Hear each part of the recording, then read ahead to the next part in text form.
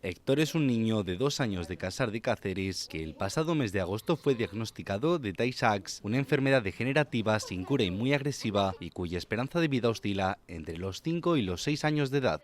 Y es muy agresiva, puesto que la esperanza de vida que dan es de 5 a 6 años. Así lo ha explicado Tamara Blanco, la madre de Héctor, quien ha recordado que los primeros síntomas comenzaron cuando el pequeño tenía 7 meses, ya que además de no cumplir con los hitos del desarrollo, Notaba que algo no iba bien. Lo cogí y se estaba quedando inconsciente completamente. Pensábamos que era un retraso madurativo al final, porque todas las pruebas eran correctas, hasta que llegó el estudio genético.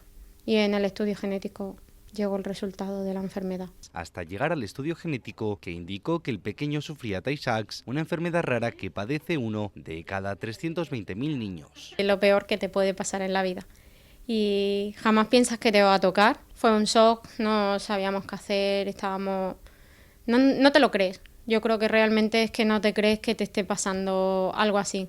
Hasta que llega el momento que abres los ojos y dices, hay que luchar. La madre del pequeño ha subrayado que Héctor es el único niño que sufre Tay-Sachs en Extremadura, por lo que pretenden dar visibilidad, que les ayuden y que se invierta en investigación, porque a su juicio la enfermedad... Esta enfermedad de Tay-Sachs lleva muchos años que existe y no ha habido avances. A lo que ha añadido que los médicos se sorprenden de ver a Héctor muy estable y aunque no hay cura, existen ensayos clínicos en los que quieren que el pequeño participe. Están intentando conseguir un medicamento personalizado que le ayude a frenar la enfermedad, no es la cura, pero que le ayude a frenar la enfermedad. A pesar del alto coste que tiene el tratamiento, que está siendo sufragado íntegramente por la familia. De este modo, la familia ha puesto en marcha un evento solidario llamado Kilómetro por la Investigación, que se celebrará el próximo 27 de abril en Casar de Cáceres y donde todo el mundo puede participar con una caminata solidaria sin previa inscripción y aportar su granito de arena para la investigación.